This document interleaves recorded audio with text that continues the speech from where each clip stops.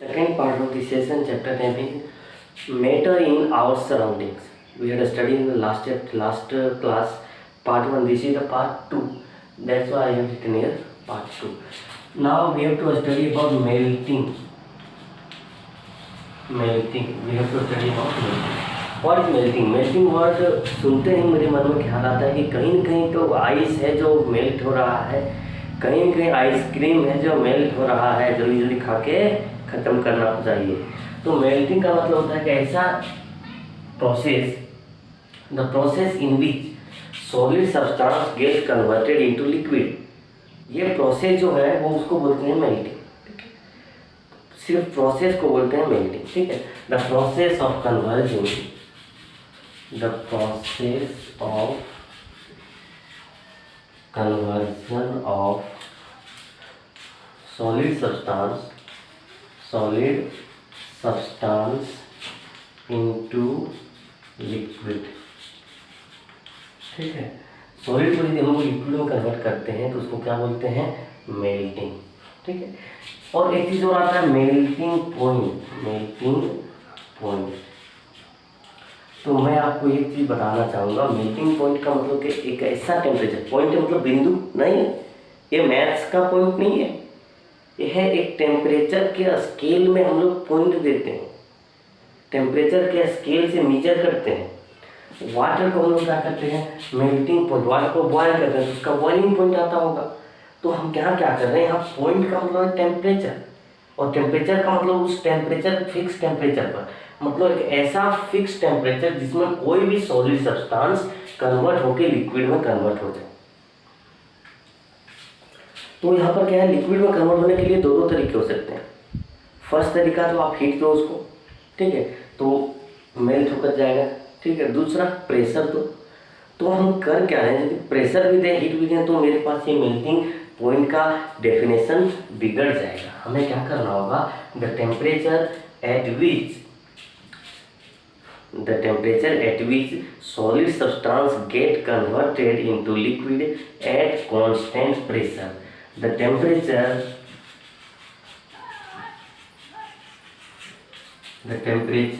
at which solid substance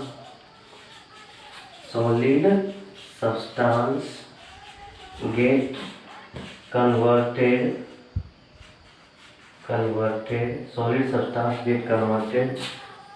into liquid,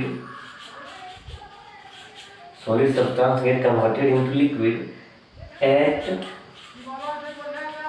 atmospheric pressure, ठीक है। थोड़ा बैकग्राउंड म्यूजिक पर ध्यान नहीं दीजिएगा, 1 मिनट। हम क्या बताना चाह रहे हैं, क्योंकि अब देखिए हम कहाँ जहाँ भी हैं वो लोकेशन ठीक नहीं पढ़ाने के लिए। वहाँ पर क्या है कि बैक से कुछ भी पंछी का आवाज़ आ सकता है, कोई जानवर का आवाज़ आ सकता है, तो कोई 2 आदमी आपस में लड़ रहे हैं उसका भी आवाज़ आ सकता है। लेकिन जब आवाज़ ज़्यादा वल्गर हो जाए तो हम रोक देंगे, लेकिन इन सब आवाज़ों पर ध्यान आपको देने की आवश्यकता नहीं है, क्योंकि हम पढ़ने आए हैं, तो पढ़ रहे हैं। The temperature at which solid substance get converted into liquid at atmospheric pressure. Atmospheric pressure मतलब the pressure which exerted by the weight of atmosphere. ये एटमॉस्फेयर है ना, तो एटमॉस्फेयर में बहुत सारे गैस हैं, उसका जो वेट है, उस वेट के कारण जो प्रेशर एग्जर्ट हो रहा है एटमॉस्फेयर में, उसको बोलते हैं एटमॉस्फेरिक प्रेशर, ठीक है। तो वो एटमॉस्फेरिक प्रेशर को कांस्टेंट रख लें, तो एटमॉस्फेरिक प्रेशर जैसे तैसे रहेगा और वो वैसे ही कांस्टेंट ही रहता है, ठीक है। एटमॉस्फेरिक प्रेशर हमेशा कांस्टेंट होती है। तो याद रखिएगा, एटमॉस्फेरिक प्रेशर कांस्टेंट रहता है। उस समय यदि मेल्टिंग पॉइंट हो, उस समय यदि कोई सॉलिड कन्वर्ट हो जाए लिक्विड में, तब जो टेम्परेचर होगा कन्वर्जन का, उसको बोलते हैं मेल्टिंग पॉइंट, ठीक है। दूसरा इसी तरह से बॉइलिंग, सेम टू सेम है बॉइलिंग। तो हम उल्टा चल रहे हैं। बॉइलिंग का मतलब हम बताएंगे आपको, the process of conversion liquid into gas, the process of conversion liquid into gas, ठीक है। इसे प्रोसेस को बोलते हैं बॉइलिंग, ठीक है। अब लिक्विड यदि गैस में कन्वर्ट हो जाए तो उसको इवेपोरेशन भी बोलते हैं, लेकिन इसके पहले हम इसके बाद हम थोड़ा सा बताएंगे कि इवेपोरेशन होता आखिर क्या है, ठीक है।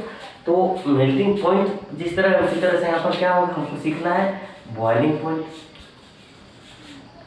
ठीक है। अरे बॉइलिंग पॉइंट क्या है? The temperature at which solid substance, तो हम यहाँ पर क्या लिखेंगे? Liquid substance, liquid substance get converted into gas. कहाँ कन्वर्ट हो जाता है? गैस में। एट एटमॉस्फेरिक प्रेशर, मतलब फिक्स प्रेशर पर जब भी कोई टेम्परेचर देने से कोई लिक्विड गैस में कन्वर्ट हो जाता है तो उस टेम्परेचर को बोलते हैं हम लोग बॉइलिंग पॉइंट। ठीक है, तो एक तरफ लिखते हैं हम लोग बॉइलिंग, दूसरी तरफ लिखते हैं हम लोग इवापोरेशन। क्या लिखते हैं? बॉइलिंग का मतलब तो आप जान चुके होंगे, लेकिन इवापोरेशन का मतलब आप शायद नहीं जानते हैं। बॉइलिंग का मतलब क्या होता है कि एक ऐसा बल्क फेनोमेना है। क्या है? Bulk phenomena. मतलब जब हम किसी कंटेनर में ले लिए हैं, इसको नीचे से क्या कर रहे हैं, हम कैंडल से इसमें क्या कर रहे हैं? हीट दे रहे हैं, टेम्परेचर दे रहे हैं, तो ये क्या होता है? बॉयल होता है, इसमें कोई लिक्विड है। क्या इसमें कोई लिक्विड है? तो बॉयल जब होगा तो ये पूरा का पूरा लिक्विड होगा, complete liquid gets boiled, that's why it is called a bulk phenomena. ठीक है, पूरा का पूरा लिक्विड क्या होगा? बॉयल होगा, इसीलिए बोलते हैं इसको क्या बोलते हैं? Bulk phenomena. It is bulk phenomena, bulk phenomena. ठीक है, आप समझने की आवश्यकता है बल्क फेनोमेना में क्यों बोला? क्योंकि कंप्लीट लिक्विड में हीट आ जाता है, और हीट आने से क्या होता है कि एक एनर्जी आ गई। एनर्जी आने से क्या होगा? उसके अंदर छोटे छोटे पार्टिकल्स से उसमें मोशन स्पीड बढ़ गया, काइनेटिक एनर्जी से स्पीड बढ़ गया। उसका स्पीड बढ़ने से क्या होता है? वो अपने बीच के डिस्टेंस को बढ़ाने लगता है, क्योंकि वो और ज़्यादा स्पीड घूमने लगता है। अब चूंकि स्पीड घूमने लगा, स्पीड भागने लगा, तो उसके बीच का जो फोर्स है वो क्या होगा? कम होने लगेगा, और फोर्स कम हो रहा है मतलब वो दूर दूर जा रहे हैं, और दूर जा रहे हैं जब लिक्विड के मोलिक्यूल्स, लिक्विड के पार्टिकल्स एक पॉइंट से दूसरे पॉइंट दोनों के बीच का डिस्टेंस बढ़ने लगे तो वो क्या बन जाते हैं? गैस बन जाते हैं। तो यही बात है यहाँ पर गैस बन जाने का। लेकिन इवापोरेशन में ऐसा कुछ नहीं होता। इवापोरेशन में क्या होता है कि इवापोरेशन में जैसे मान ली यहाँ पर है, तो ये हमने क्या किया, यहाँ पर लिक्विड है, तो ये करता क्या है? यहाँ पर अपने आसपास का जो हीट है उसको ले करके, तो हीट कौन लेगा? जो सरफेस खाली है, तो ये जो सरफेस है मेरा, इस सरफेस में आसपास से हीट ले करके, ठीक है, आसपास से क्या करता है? हीट लेता है ये सरफेस, और हीट लेने के बाद इसको क्या करते हैं? यहाँ से हीट से थोड़ा थोड़ा सा ये वेपर बनने लगता है। ठीक है, मतलब क्या है कि यदि कहीं पर आपस में छिद्र हो, मतलब पोर्स होता है, ठीक है, जिस पोर्ट में हम रखें उस पोर्ट में यदि पोर्स होते हैं, तो पोर्स के कारण से हीट को ऑब्जॉर्व करता है, उस हीट से धीरे धीरे स्पीड को बढ़ाता है मूवमेंट का, और फिर धीरे धीरे क्या होता है? वो इवेपोरेट हो जाते हैं, मतलब वो क्या बन जाते हैं? गैस बन जाते हैं। लिक्विड जो सो गैस बन रहा है दोनों में, लेकिन दोनों अलग अलग प्रोसेस है। एक प्रोसेस है जिसमें हम हीट देते हैं, दूसरा प्रोसेस में हीट नहीं देते हैं। दूसरा प्रोसेस में अपने से सरफेस के इधर उधर इन्वायरमेंट से हीट को ले करके वो अपना क्या होते हैं?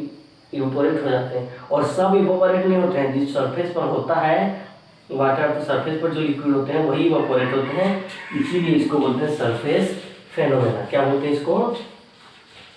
Surface phenomena. It is bulk phenomena, it is surface phenomena. ठीक है। दूसरा हम ये बताना चाहेंगे, क्या हो रहा है? दूसरा हम ये बताना चाहेंगे कि ये, हाँ, ये हम बताना चाह रहे हैं कि ये जब भी कभी इवेपोरेशन होता है, तो वो कूलिंग करने का काम करता है। क्या करने का काम करता है? कूलिंग, ठंडा रखेगा। घड़ा में क्या होता है? यदि हम लोग घड़े में पानी रखते हैं तो पानी ठंडा ही क्यों होता है? क्योंकि वहाँ पर बार बार इवेपोरेशन होने लगता है। ठीक है, और यहाँ पर क्या है? ये हमेशा क्या करेगा? हीट करने का काम करेगा, हीटिंग का। ठीक है, ये दोनों डिफरेंस है बॉइलिंग में और इवेपोरेशन में।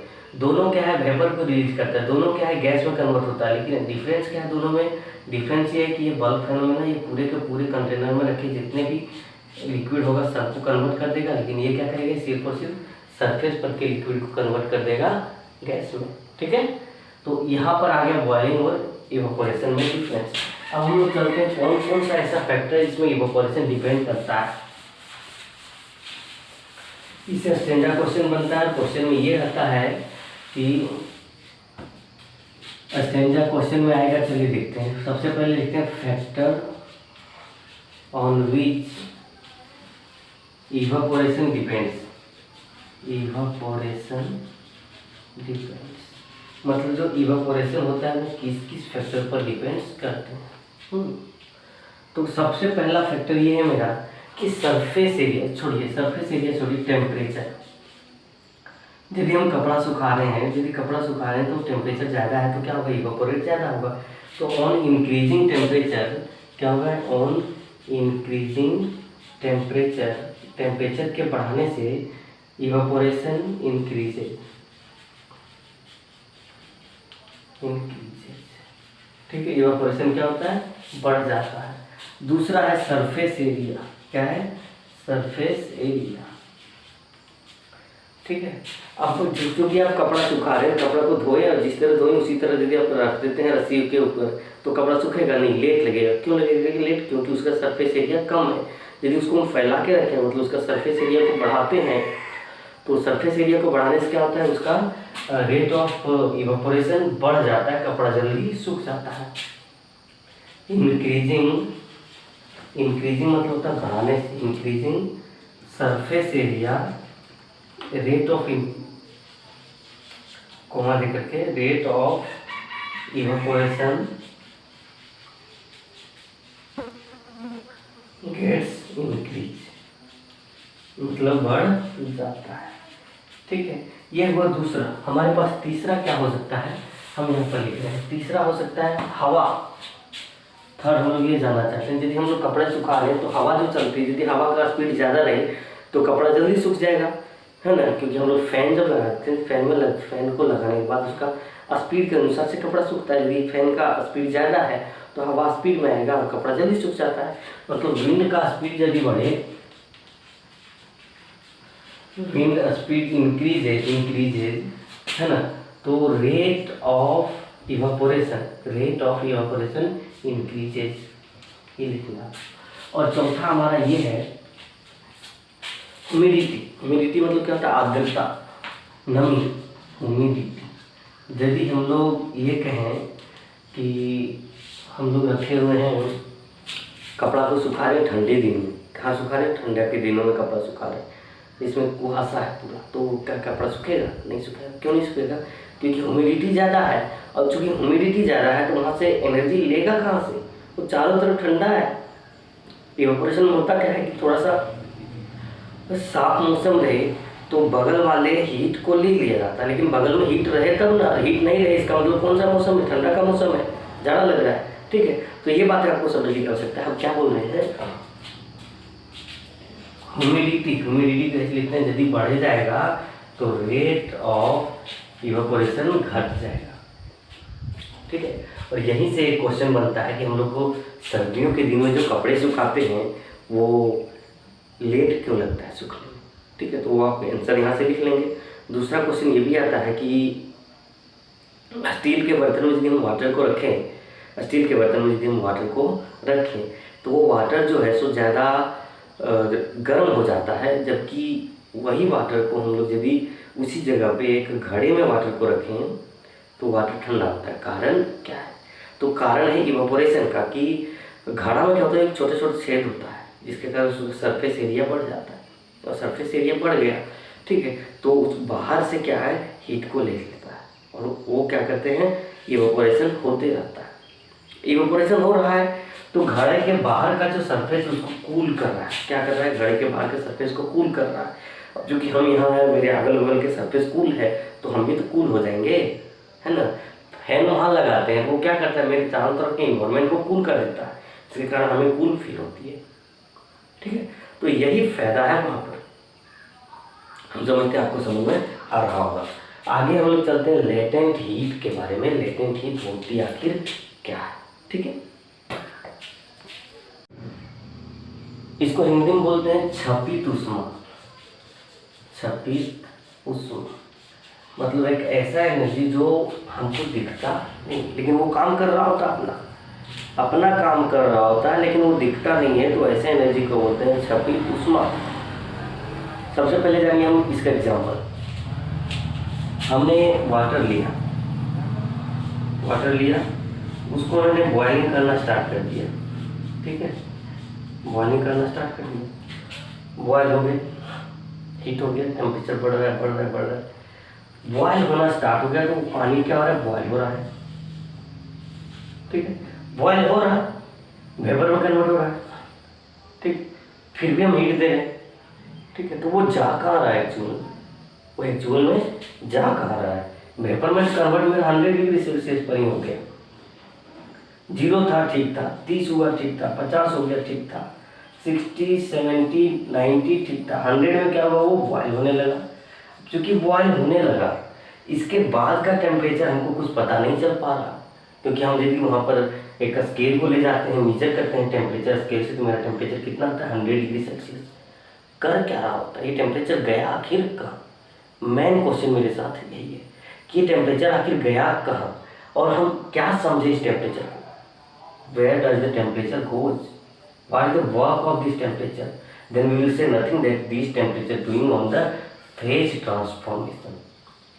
Phase transformation, phase transformation means what you understand, phase बदलना। यहाँ पर लिक्विड है तो किसमें बदल रहा है, गैस में, गैस में बदल रहा है, लिक्विड टू गैस में जाने का काम कर रहा है। जो टेम्परेचर वो हमें नहीं दिखाई दे रही है, वो लेटेंट है, वो हिडन है, that temperature is known as latent heat, ठीक। अब चूंकि मेरा यहाँ पर लेटेंट हीट बताया, तो ये 100 डिग्री सेल्सियस के बाद ही हुआ, इसका मतलब इसमें बॉइलिंग टेम्परेचर, तो बॉइलिंग पॉइंट बहुत ज़्यादा इंपॉर्टेंट रहता है। You have to understand this, boiling point is very important in this time, ठीक है। बॉइलिंग पॉइंट बहुत जरूरी है, साथ में इसका प्रेशर कहीं से बढ़ नहीं रहा, इसका मतलब प्रेशर क्या है, कांस्टेंट है। इसका मतलब प्रेशर कौन सा प्रेशर है, तो एटमॉस्फेरिक प्रेशर है। एटमॉस्फेरिक प्रेशर क्या होता है, एक ऐसा प्रेशर जो हमारे एटमॉस्फेयर के वेट के द्वारा लगाया जाता है, उसको बोलते हैं एटमॉस्फेरिक प्रेशर, ठीक है। तो इसका मैंने बताया आपको, अब इसका डेफिनेशन देखते हैं, ठीक है। ये दो तरह का होता है, एक होता है लेटेंट हीट, दो तरह का, एक होता है लेटेंट हीट ऑफ वेपोराइजेशन, जिसका मैंने एग्जांपल दिया है, लेटेंट हीट ऑफ फ्यूजन। क्या होता है, फ्यूजन। तो हम बता दे रहे हैं डेफिनेशन, आप लिख लीजिएगा। इसमें क्या लिखेगा, सॉरी सबसे पहले इसमें लिखते हैं, the amount of energy required to convert 1 kg of solid. Fusion में होता क्या है कि सॉलिड जो है सो कन्वर्ट हो जाते हैं किसमें, लिक्विड, ठीक है। The amount of energy required to convert 1 kg of solid, 1 kilogram solid into liquid at its atmospheric pressure at, चूंकि यहाँ पर फ्यूजन हो रहा है तो हम लोग बोलेंगे मेल्टिंग पॉइंट। क्या बोलेंगे, मेल्टिंग पॉइंट। फिर से लिखिए, the amount of energy required to convert, the amount of energy required to convert in solid state to liquid state at constant pressure or at constant pressure at melting point, ठीक है। ये vaporisation के बारे में यदि जानना चाहेंगे, वाष्पीकरण के बारे में, तो इसका डेफिनेशन होगा the amount of energy required to convert 1 kg of water या तो 1 kg of liquid into gas. The amount of energy required to convert 1 kg of liquid into gas at its atmospheric pressure at boiling point। यहाँ पर क्या लगेगा, यहाँ पर लगेगा boiling point, ध्यान में रखने की आवश्यकता है। The amount of energy, या तो यूँ कहें the amount of heat energy required to convert a liquid into gas, required to convert a 1 kg liquid into gas at constant temperature or at atmospheric pressure at boiling point is called latent heat of vaporisation. ये दो topic था last में, यही important था, इसके बाद इस chapter में कुछ भी नहीं है, ठीक है।